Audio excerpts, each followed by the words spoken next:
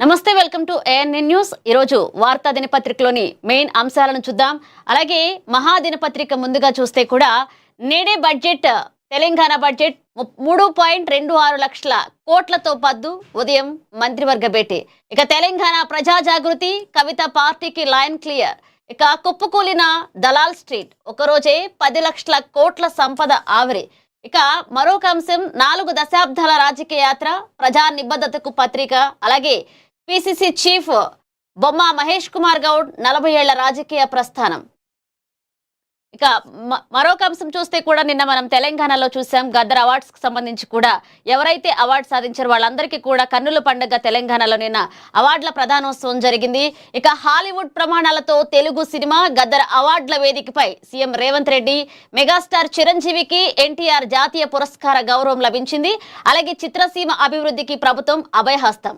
ఇక విజేతల కేరింతలతో పులకించిన హైటెక్స్, నాగ చైతన్య, రష్మికలకు ఇక ఉత్తమ నటుల కిరీటం. బాక్సాఫీస్ విజేతల నుంచి కళాకారుల వరకు సమున్నత సత్కారం లభించింది. ఇక తెలంగాణ చలనచిత్ర రంగ చరిత్రలో ఒక నూతన అధ్యాయం ఆవిష్కృతమైంది.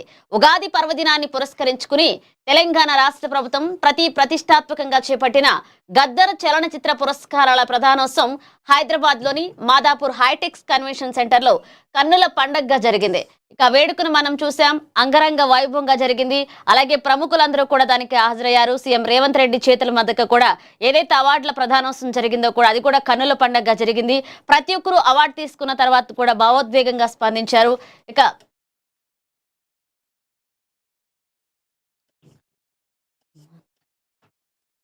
నేడే తెలంగాణ బడ్జెట్ 3.26 లక్షల కోట్లతో ఈరోజు బడ్జెట్ ని ప్రవేశపెట్టబోతున్నారు.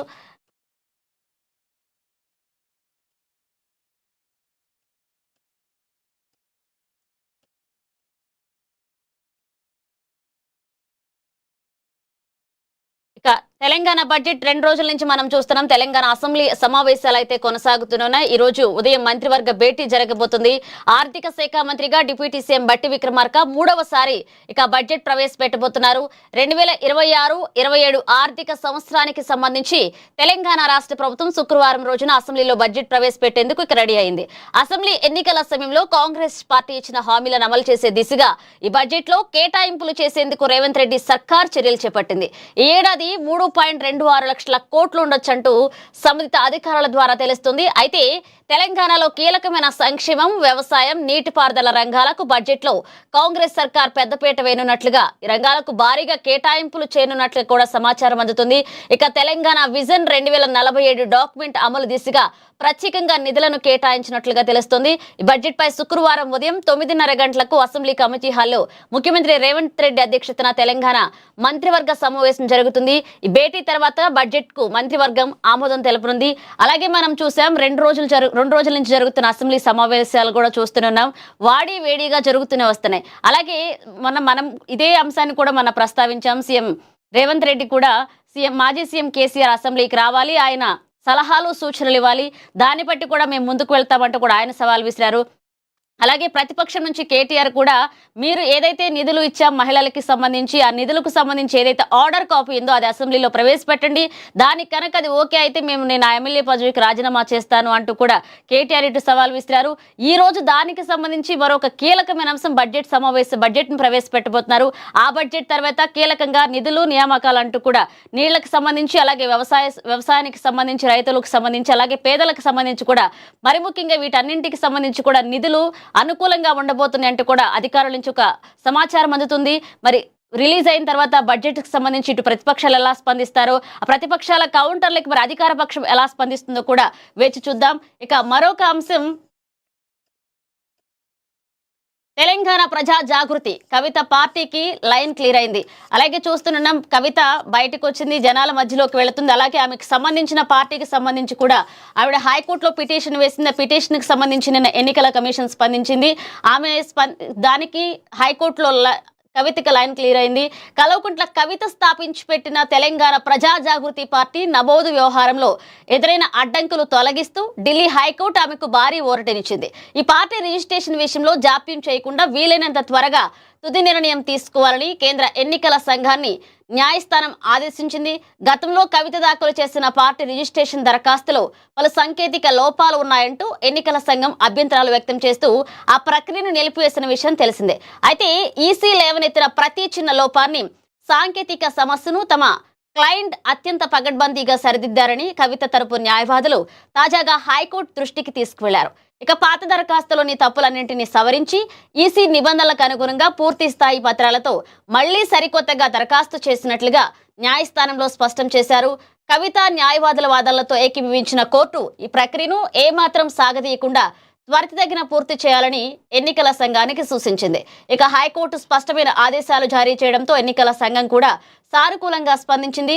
సవరించిన తాజా దరఖాస్తును క్షుణ్ణంగా పరిశీలించి తెలంగాణ ప్రజా జాగృతి అలాగే పార్టీ నమోదు వ్యవహారంపై అతి త్వరలోనే తమ తుది నిర్ణయాన్ని వెలువరిస్తామని ఈసీ న్యాయస్థానానికి హామీ ఇచ్చింది.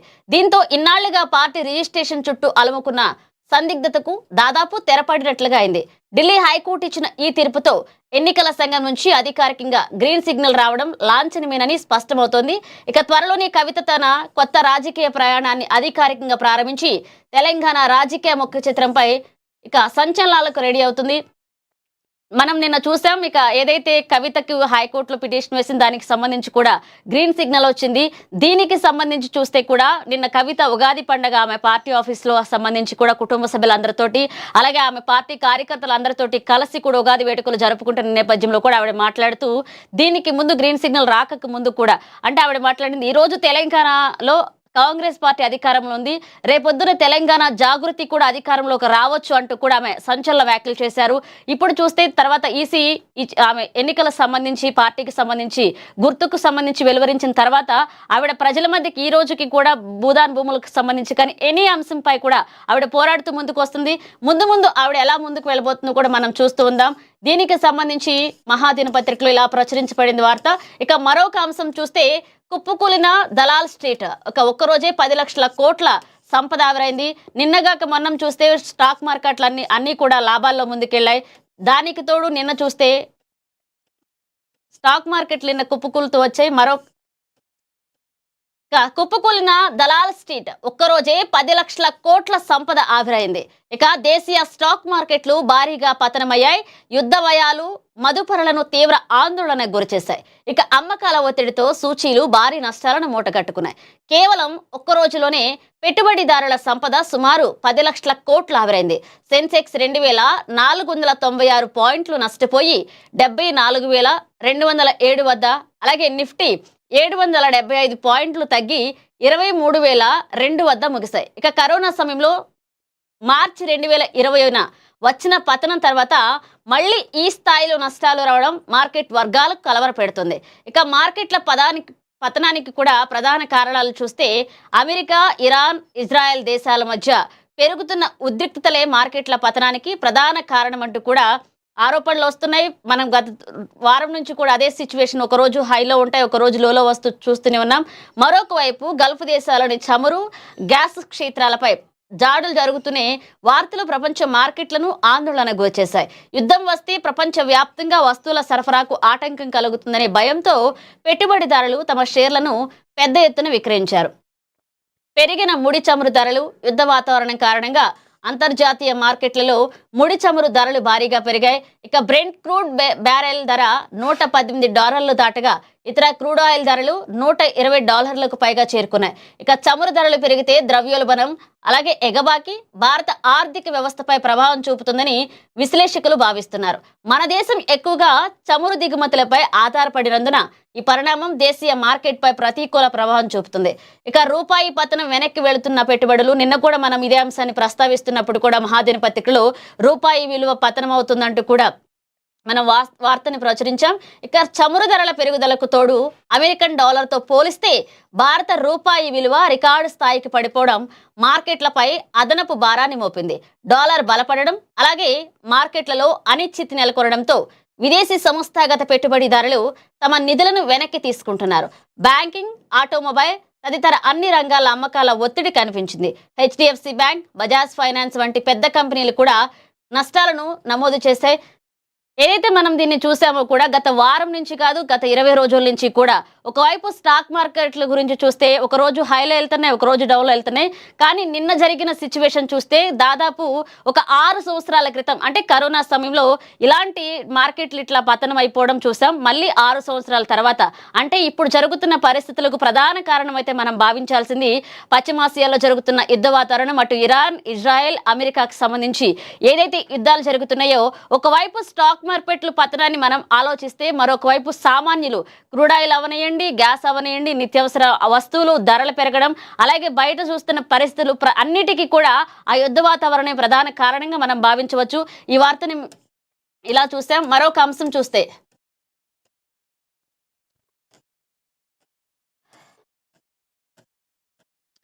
4 దశాబ్దాల రాజకీయ యాత్ర ప్రజా నిబద్ధతకు ప్రతీక. ఇక పిసిసి చీఫ్ బొమ్మార్ మహేష్ కుమార్ గౌడ్ 40 ఏళ్ల రాజకీయ ప్రస్థానం. ఆయన రాజకీయాల్లోకి వచ్చి 40 ఏళ్లకు సంబంధించి కూడా మెయిన్ వార్తనైతే మనం చూడబోతున్నాం.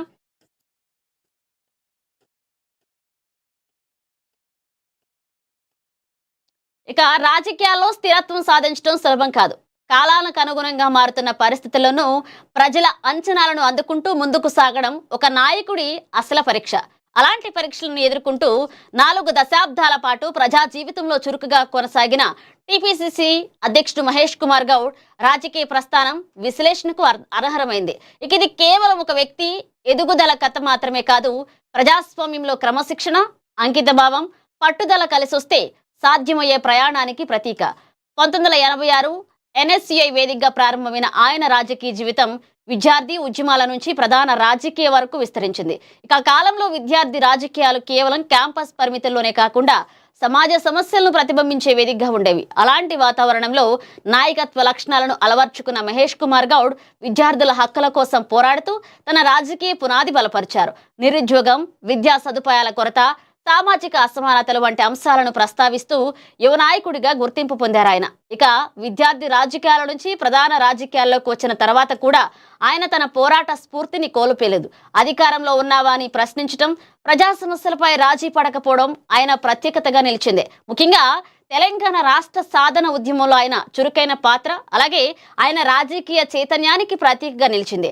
ఉద్యమాల్లో నుంచి వచ్చిన నాయకత్వం ప్రజల మనస్సులో నమ్మకాన్ని పెంపొందించిస్తుందని చెప్పే వాస్తవాన్ని ఆయన ప్రయాణం మరొకసారి రూపొందించింది.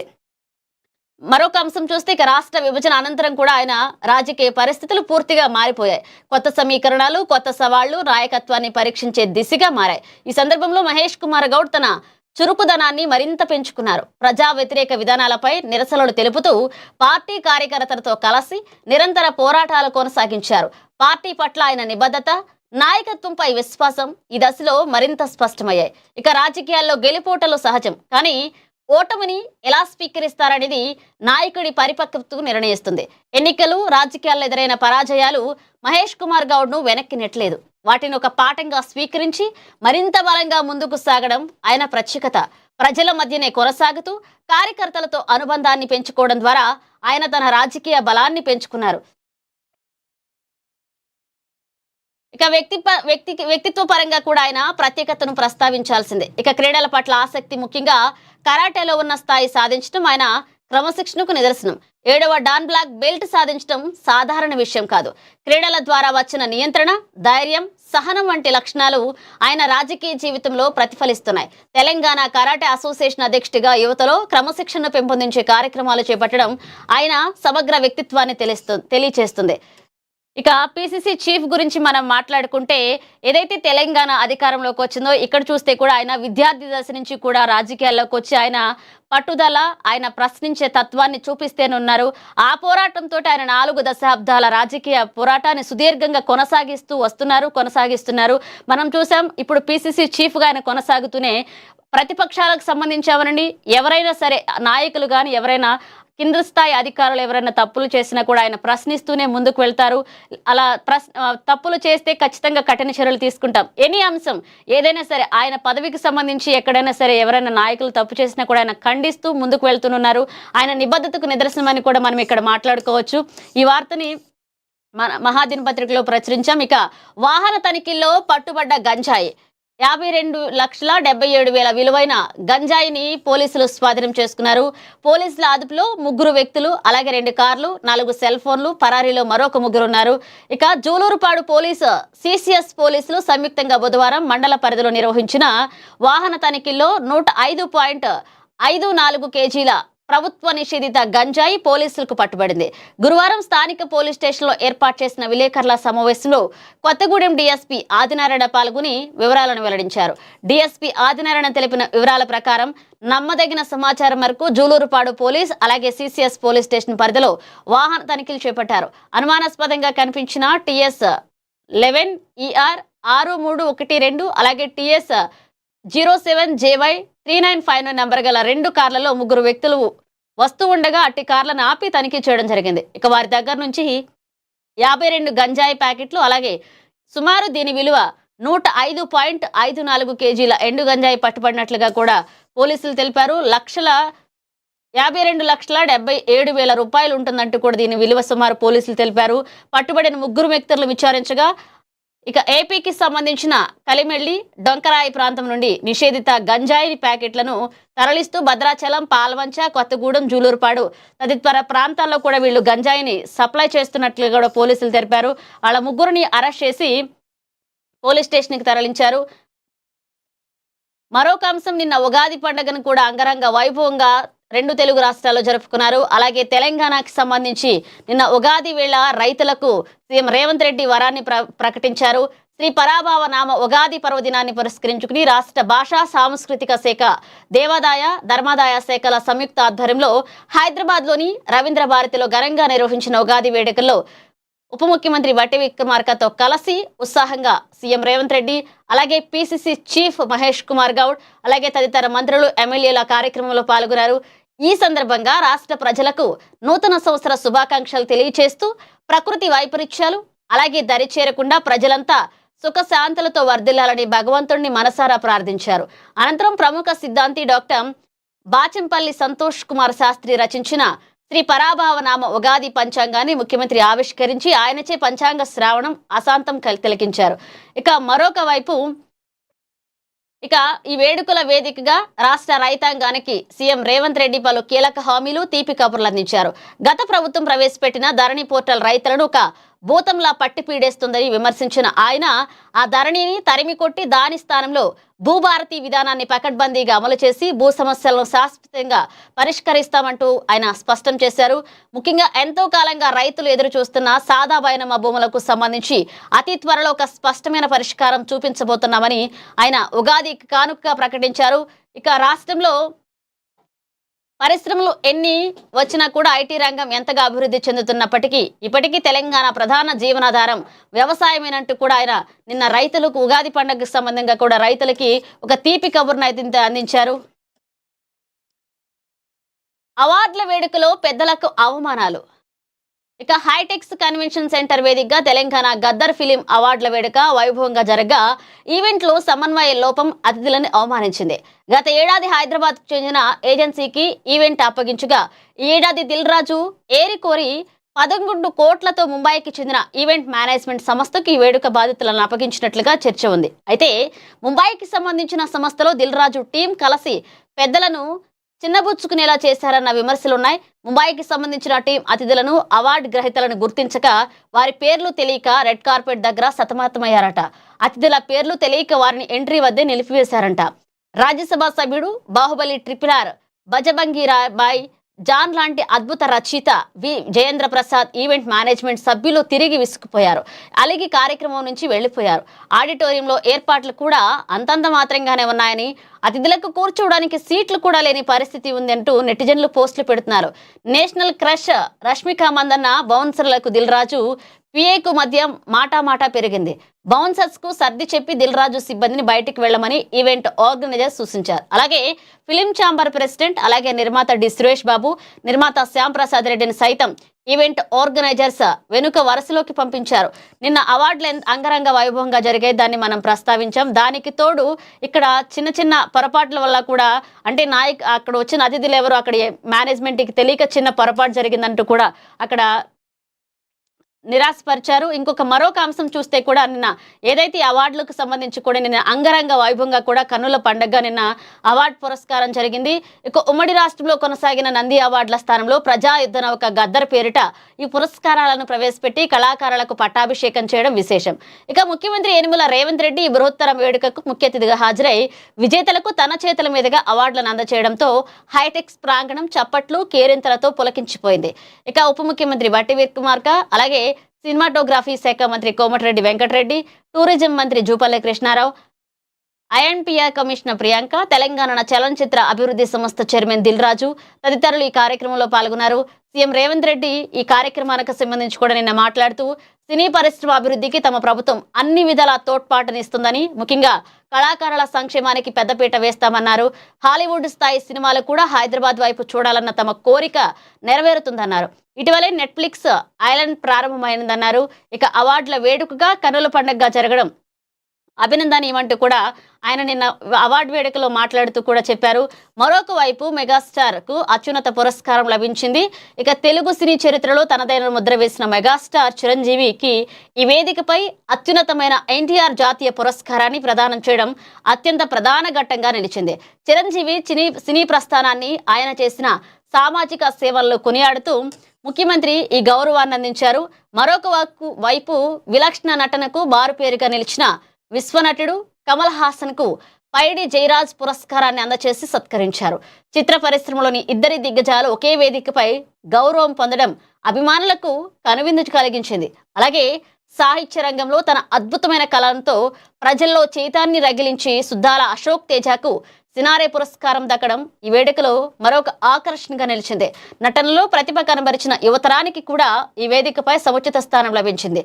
తండేల్ చిత్రంలో సముచిత ప్రతిభ కనపరిచిన యువతరానికి కూడా ఈ వేదికపై ఒక జాలరి పాత్రలో పరాకాయ ప్రవేశం చేసిన యువ సామ్రాట్ నాగ చైతన్యకు ఉత్తమ నటుడు పురస్కారం దక్కింది. అదేవిధంగా ది గర్ల్ ఫ్రెండ్ సినిమాలో సహజ సిద్ధమైన నటనతో మెప్పించిన రష్మిక మందన్న ఉత్తమ నటిగా కిరీటాన్ని అందుకున్నారు. పౌరాణిక మరియు సామాజిక అంశాల కలబోతగా తెరకెక్కిన రాజు వెడ్స్ రాంబాయి చిత్రం ఉత్తమ సినిమాగా నిలిచి విమర్శకుల ప్రశంసలు అందుకుంది. ఈ చిత్రంతో పాటుకు ఛాంపియన్ సినిమా కూడా పలు విభాగాల్లో అవార్డులను గెలుచుకుని తన సత్తాను చాటుకుంది. విద్యుత్ దీపాల వెలుగులు, సాంస్కృతిక ప్రదర్శనలతో సరికొత్త శోభను సంతరించుకున్న ఈ వేడుక తెలుగు చిత్ర పరిశ్రమలో ఒక నూతన శకానికి నాంది పలికింది. ఈ అంశానికి సంబంధించి మనం విశ్లేషణ చూస్తే కూడా నిన్న ఏదైతే అవార్డుల ప్రధానోత్సవం జరిగిందో దానికి సంబంధించి కూడా మెగాస్టార్ చిరంజీవి కూడా ఈ అవార్డు అందుకోవడం చాలా సంతోషంగా ఉందంటూ కూడా ఆయన చెప్పుకొచ్చారు.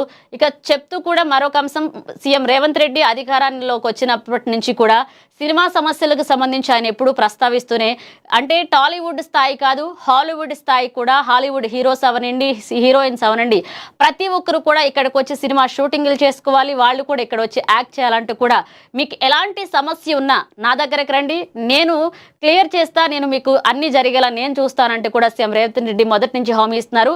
మరొక అంశం చూస్తే ఇక్కడ రష్మిక మందన నిన్న అవార్డు తీసుకున్న తర్వాత కూడా ఆమె భావోద్వేగానికి లోనయ్యారు. అంటే నేను ఒకప్పుడు నా నటన చూసి చాలా విమర్శలు నేను ఎదుర్కొన్నాను. ఇదే రోజు ఈ రోజు తెలంగాణ గడ్డపై, అలాగే ఒకప్పుడు నేను తెలంగాణ కూతురిగా నాకు ప్రేమను అందించారు, ఈరోజు తెలంగాణ కోడలనయ్యాను, ఈరోజు మరింత ప్రేమ చూపిస్తున్నారంటూ కూడా ఆమె భావోద్వేగానికి లోనయ్యారు. నా నటనను చూసి ఒకప్పుడు నేను విమర్శలు ఎదుర్కొన్నా, ఈరోజు అదే నటనకి నాకు ది గర్ల్ ఫ్రెండ్ సినిమాకి సంబంధించి అదే నటనకి నాకు ఈరోజు అవార్డు రావడం చాలా సంతోషంగా ఉంది, ఇంటికెళ్ళి పార్టీ చేసుకుంటా అంటూ కూడా ఆమె అవార్డు అందుకున్న తర్వాత ఒకంత భావోద్వేగానికి లోనయ్యారు. మరొక అంశం చూస్తే మెగాస్టార్ చిరంజీవి సంచలన ప్రకటన. సీఎం రేవంత్ పై ఆయన నిన్న అవార్డు తీసుకున్న తర్వాత కూడా మెగాస్టార్ చిరంజీవి ప్రశంసల వర్షం కురిపించారు.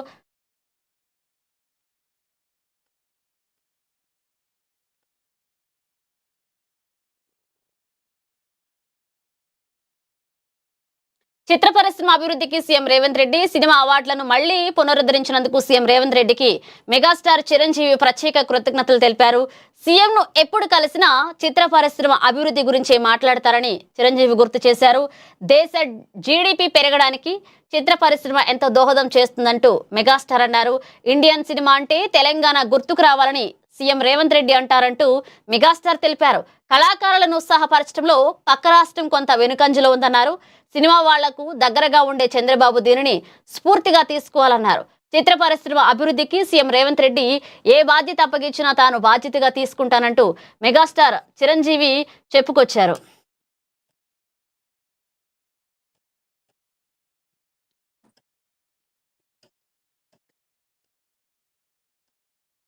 ఇక మరొక అంశం చూస్తే హరీష్ రావుతో ఆయిల్ ఫామ్ సాగు చేయించే బాధ్యత నాది అంటూ కూడా సిద్దిపేట వేదికగా మంత్రి తుమ్మల నాగేశ్వరరావు సంచలన వ్యాఖ్యలు చేశారు.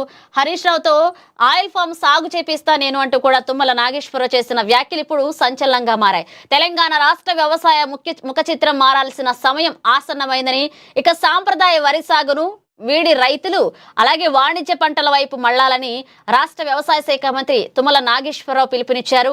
గురువారం సిద్దిపేట జిల్లా నర్మెట్లోని ఆయిల్ ఫామ్ ఫ్యాక్టరీ ప్రాంగణంలో నిర్వహించిన భారీ రైతు మేళాలో మంత్రి ముఖ్య అతిథిగా పాల్గొన్నారు. ఈ సందర్భంగా ఆయన మాట్లాడుతూ ఇక తెలంగాణ వ్యవసాయ రంగం ఎదుర్కొంటున్న ప్రస్తుత సవాళ్లు మరియు ఇక భవిష్యత్తులో చేపట్టబోయే కార్యాచరణపై కీలక వ్యాఖ్యలు చేశారు తుమ్మల.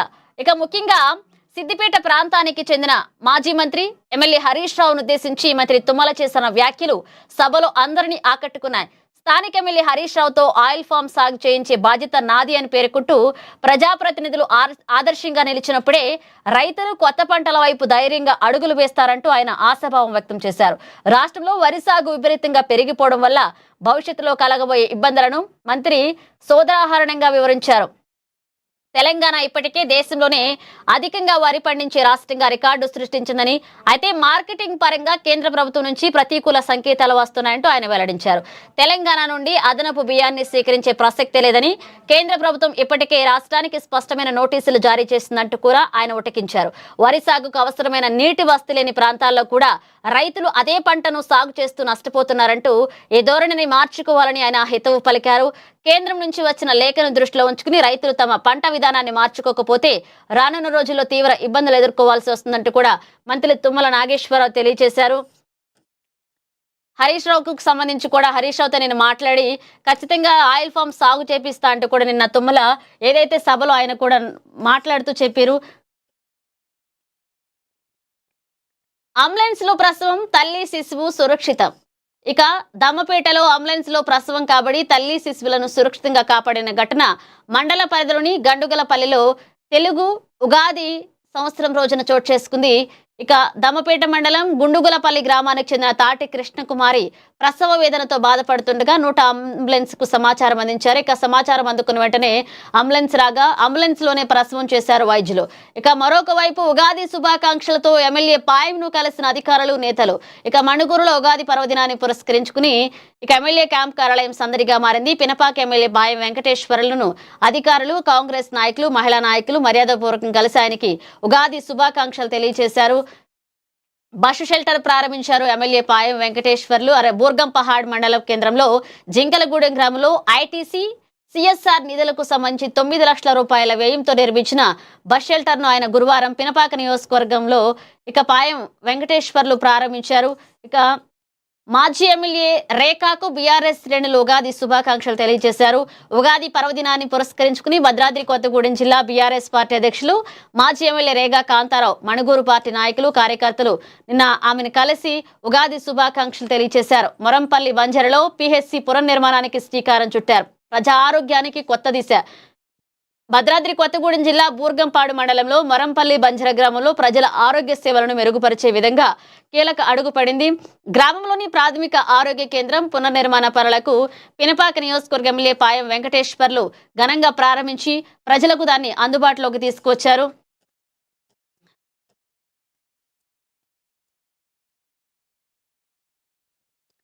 శాంతి దూత ప్రధాని మోదీ.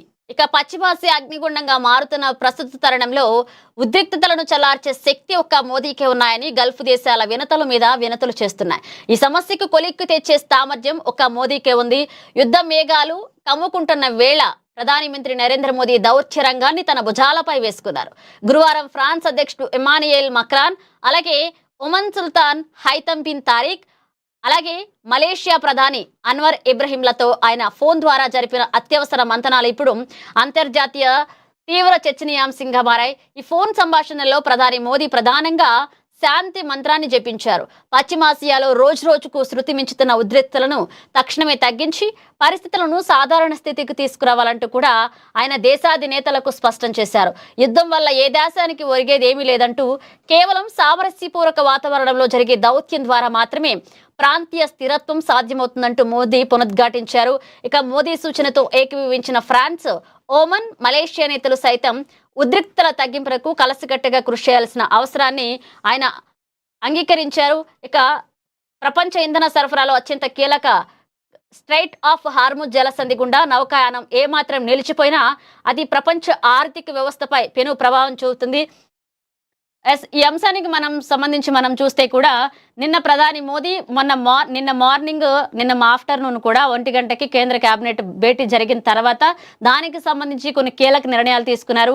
ఆ భేటీ అయిపోయిన వెంటనే కూడా ఏదైతే ఉందో దేశాధినేతలందరికీ కూడా ప్రధాని మోదీ ఒక్కొక్కరికి ఫోన్ చేస్తూ ఈరోజు మార్నింగ్ కూడా ప్రధాని మోదీ ఫ్రాన్స్ అధ్యక్షుడికి మక్రాన్కి ఫోన్ చేసి అంటే శాంతి మంత్రాన్ని జపించాలి, ఎట్లయినా తగ్గించాలి అంటూ కూడా ఆయన ఫోన్లో సూచించారు.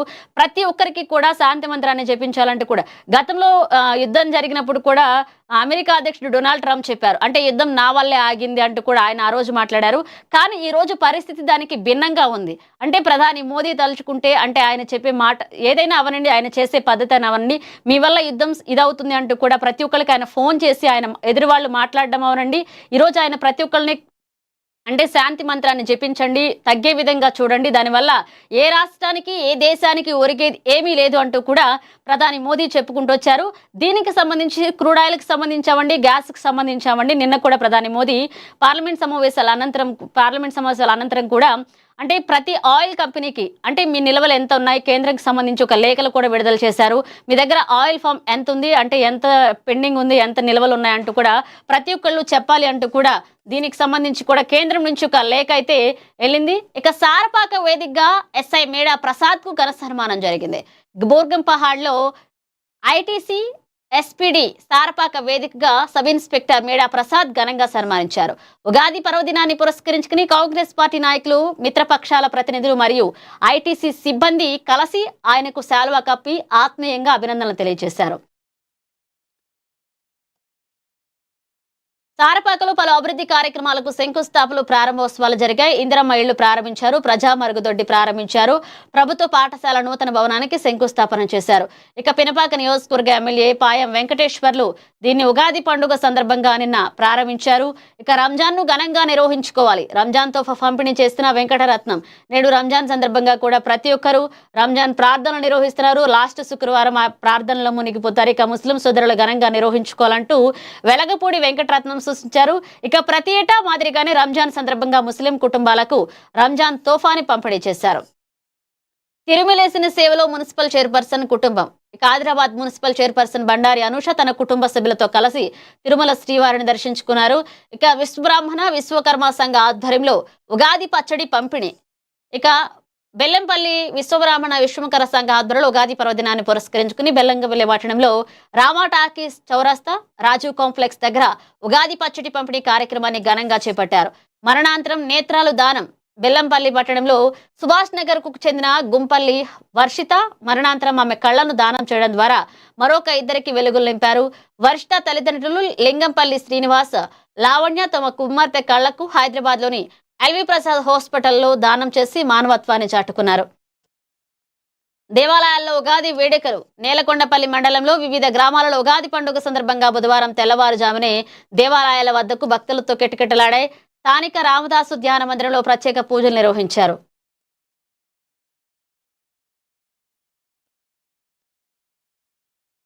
ఆలేరు శ్రీ రంగనాయక ఆలయంలో పంచాంగ శ్రావణం. ఆలేరు యాదాద్రి భువనగిరి జిల్లా ఆలేరులో అపర శ్రీరంగారంగ పేరొందిన శ్రీ లక్ష్మీ గోదా సమేత రంగనాయక స్వామి వారి ఆలయంలో శ్రీ పరాభావనామ ఉగాది సందర్భంగా గురువారం సాయంత్రం పంచాంగ శ్రావణాన్ని నిర్వహించారు.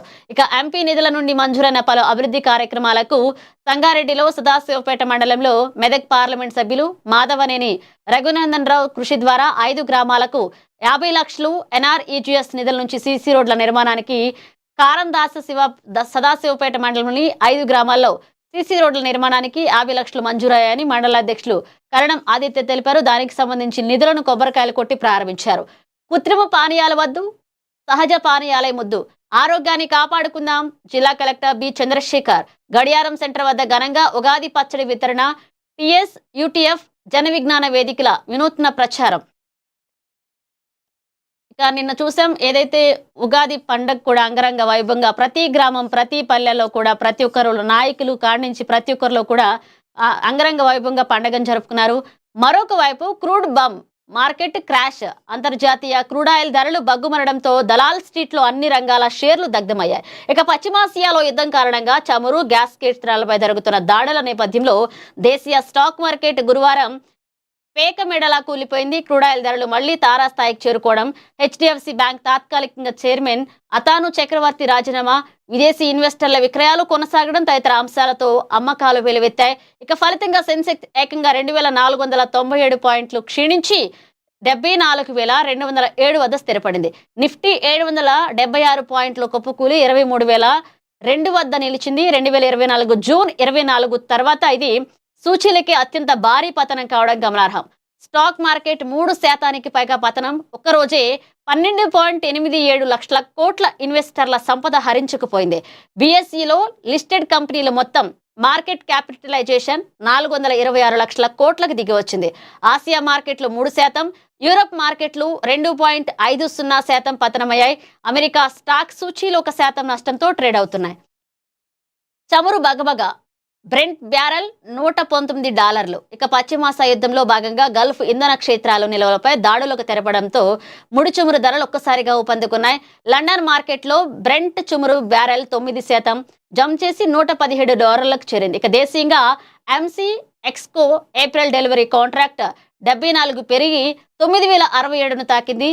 యుఎస్ నైమెక్స్ లోను లైట్ స్వీట్ చమురు పీప 1.6% బలపడి $97లకు చేరింది. హార్ముజ్ మూతివేతకు తోడు ఖాతర్లోని గ్యాస్ సౌకర్యాలు, కువైట్లోని చమురు రిఫైనరీల దాడులకు గురికావడం తదితర అంశాలు ఇంధన సరఫరాలు దెబ్బతీస్తున్న ఆందోళన ధరలను ఎగుస్తున్నట్లుగా కూడా విశ్లేషకులు పేర్కొంటున్నారు. సోషల్ మీడియాతో సంతోషం ఆవిరి. ఆధునిక కాలంలో అందుబాటులోకి వచ్చిన సోషల్ మీడియా యువతలో సంతోషాన్ని ఆవిరి చేస్తుంది. లేనిపోని ఆందోళనకు కారణమవుతుంది. ప్రధానంగా పశ్చిమ దేశాల్లో పరిస్థితి అధికంగా కనిపిస్తుంది. యూనివర్సిటీ ఆఫ్ ఆక్స్ఫర్డ్ చెందిన వెల్బీయింగ్ రీసెర్చ్ సెంటర్ గురువారం విడుదల చేసిన ఓల్డ్ హ్యాపీనెస్ రిపోర్ట్ 2026 ఇదే విషయం వెల్లడించింది. గ్యాలప్ విశ్లేషణ సంస్థ, ఐక్యరాజ్య సమితి, సస్టైనబుల్ డెవలప్మెంట్ సొల్యూషన్స్ నెట్వర్క్ భాగస్వామితో ఈ నివేదిక రూపొందించారు.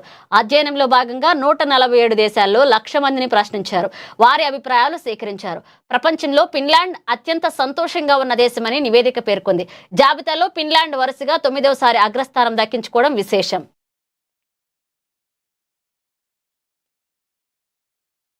శాంతిదూత డొనాల్డ్ ట్రంప్, జపాన్ ప్రధాని తకాయిచి ప్రశంస. అమెరికా అధ్యక్షుడు డొనాల్డ్ ట్రంప్ జపాన్ మహిళా ప్రధాని సనే తకాయిచి ప్రశంసల వర్షం కురిపించారు. ఇక ప్రపంచంలో శాంతిని నెలకొల్పే సామర్థ్యం ఆయనకు ఉందని చెప్పారు. ట్రంప్ ను శాంతి దూతగా అభివర్ణించారు. హార్ముజ్ జలసంధిలో చమురు నౌక రక్షణకు యుద్ధ నౌకలను పంపించడానికి జపాన్ ముందుకు రాలేదంటూ రుసరుసలాడుతున్న ట్రంప్ ఆగ్రహాన్ని చలార్చేందుకు ఆమె ప్రయత్నించారు. ఇక మహాదినపత్రికలో ఇప్పటి వరకు పొలిటికల్ కి సంబంధించి చూస్తే, మరొకవైపు సినిమా వార్తను చూస్తే, నా అనుమతి లేకుండానే ఆ పని చేశాను. గత కొన్ని రోజులుగా సర్కే చునారియా అనే పాట ఎంతలా వివాదాస్పైందో ప్రత్యేకంగా చెప్పాల్సిన పనిలేదు. బూత్ సాహిత్యం మరీ దారుణంగా ఉండేసరికి కేంద్రం దీనిపై రియాక్ట్ అయింది. దీంతో పాటని యూట్యూబ్ నుంచి తొలగించారు. సింగర్ మంగ్లీ కూడా క్షమాపణలు చెప్పింది. ఈ గీతంలో డాన్స్ చేసిన నోరా ఫతేహి ఇప్పుడు ఈ వివాదంపై మాట్లాడింది. తన అనుమతి లేకుండానే ఇదంతా చేశారని చెప్పుకొచ్చింది. ఈ మేరకు ఓ వీడియో రిలీజ్ చేసింది. ఈ పాటని 3 ఏళ్ల క్రితం కన్నడలో షూటింగ్ చేశారు. తర్వాత ఎలా మార్చారో నాకు తెలియదు. ఓ పెద్ద మూవీ కావడం, సంజయ్ దత్ లాంటి స్టార్ ఉండేసరికి ప్రాజెక్ట్ ఒప్పుకున్నాను. నిజానికి ఇది నాయన్ నహి కల్నాయక్ హో మెయిన్ పాట రిమేక్ అనుకున్నాను. కన్నడ లిరిక్స్ అర్థం కాకపోవడంతో వల్ల వాళ్ళు చెప్పిందే నమ్మాను. అందుకే ఏం అసభ్యత కనిపించలేదంటూ కూడా ఆమె మళ్ళీ ఆ రూమర్స్ కి సంబంధించి ఆవిడ మాట్లాడుతూ వచ్చారు. సాలిడ్ హిట్ కోసం ఎదురు చూస్తున్న యంగ్ బ్యూటీ ఇషా రెబ్బా ఇక తెలుగు ప్రేక్షకులను ఈ అమ్మడి గురించి ప్రత్యేకంగా చెప్పక్కర్లేదు. అద్భుతమైన నటనతో సినీ ప్రియులను మెప్పించింది. ఈ ముద్దుగుమ్మ చిన్న చిన్న సినిమాల్లో నటిస్తూ మంచి గుర్తింపు తెచ్చుకున్న ఈ వయ్యారికి ఇప్పటికీ సరైన బ్రేక్ మాత్రం రాలేదు. అలాగే పెద్ద స్టార్ హీరో సినిమాలో సెకండ్ హీరోయిన్ గా కనిపించింది.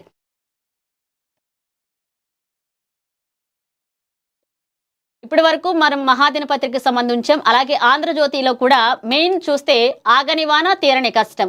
అలాగే చూస్తున్నాం గత 2 రోజులుగా కూడా ఏపీ రాష్ట్రంలో వానలు పడుతున్న దానికి సంబంధించి చేతికొచ్చిన పంట నేల కొరిగిందంటూ కూడా రైతులు లబోదిబోం అంటున్నారు.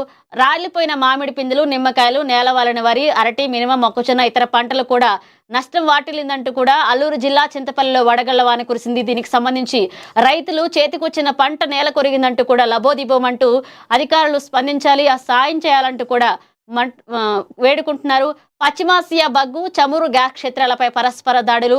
ఈ అంశానికి సంబంధించి మనం ఇంతకు ముందు మహాదిన పరిస్థితుల్లో విశ్లేషించాం. జాబ్ క్యాలెండర్ వచ్చేసింది. ఏడాది 10,060 ఉద్యోగాలు భర్తీ. ఇక టీచర్ పోస్టులు 2,535, కానిస్టేబుల్ 2,370, గ్రూప్ 1లో 91, గ్రూప్ 2లో 750 పోస్టులు నైపుణ్యం పోర్టులో నమోదు చేసుకోనంటూ కూడా జాబ్ క్యాలెండర్కి సంబంధించి కూడా ఏపీ ప్రభుత్వం ఒక రిలీజ్ చేసింది. శనగ రైతులు దిగుమతుల సంకటం. ఇక్కడి పంటను కొనేవారు లేరు, దాచుకునేందుకే చోటు లేదు. దిగుమతి సుంకం తగ్గిన కేంద్రం. దేశంలో భారీగా విదేశీ శనగలు సంకట స్థితిలో రైతులు ఉన్నారు. అలాగే అధికారులు పట్టించుకోవాలి, కొనాలి అంటూ కూడా రైతులు వేడుకుంటున్నారు. ఇక మరొక అంశం పడమటి పరిణామం రాగం. అమెరికాలో మోగుతున్న భారతీయ పెళ్లి బాజాలు. ట్రంప్ వలన విధానాల దెబ్బతో వివాహం కోసం భారత్కు వెళ్లేందుకు భయపడుతున్నారు ఎన్ఆర్ఐలు. ఇండియాకు వెళ్లి రావడానికి అయ్యే ఖర్చులతోనే పరిమిత హాంగులతో యుఎస్ గడ్డపై వివాహాలు, ఫంక్షన్స్ అలా అన్నీ కూడా మేము ఇక్కడే మళ్ళీ ప్రవేశం చేసుకుంటామంటూ రాంచ్ హౌస్లను కొని పెళ్లి వేదికలు, అద్దెలకు పురోహితులు, ఫోటోగ్రాఫర్లను పెరిగిన గిరాకీ వేదిక. అలాగే ఇక్కడ భారతదేశానికి వస్తే అయ్యే ఖర్చు ఇక్కడే అమెరికాలో పెట్టుకుని పెళ్లిళ్ళు చేసుకుంటే సరిపోతుంది అంటూ కూడా భారతీయులు అక్కడే హోటల్స్ను, పెళ్లి మండపాలు అవన్నీ మాట్లాడుకుని అక్కడే పెళ్లిళ్ళు చేసుకుంటున్నారు. ఇక దుబాయ్, ఢిల్లీకి సిట్. ఫామ్ హౌస్ డ్రగ్స్ కేసులో ఆర్థిక వ్యవహారాలపై కూపి 2 నిందితులను విచారించిన అధికారులు రోహిత్, రితేష్, నమిత్ శర్మ కస్టడీ పిటిషన్ పై నేడు తీర్పు వెలువడనుంది. ఎల్పీజీ పరిస్థితి ఆందోళనకరమే, కానీ డిస్ట్రిబ్యూటర్ల వద్ద నిల్వలు అయిపోలేదు. దేశీయంగా ఎల్పీజీ ఉత్పత్తితో 40% పైగా పెరుగుదల కేంద్రం పెట్రోలియం శాఖ వెల్లడించింది.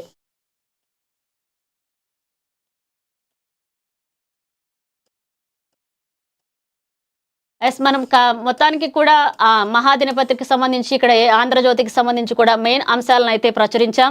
ఇది ఇవాల్టి మహాదినపత్రికకి సంబంధించి ఆంధ్రజ్యోతికి సంబంధించి కూడా మెయిన్ అంశాలు. చూస్తుండండి ANN.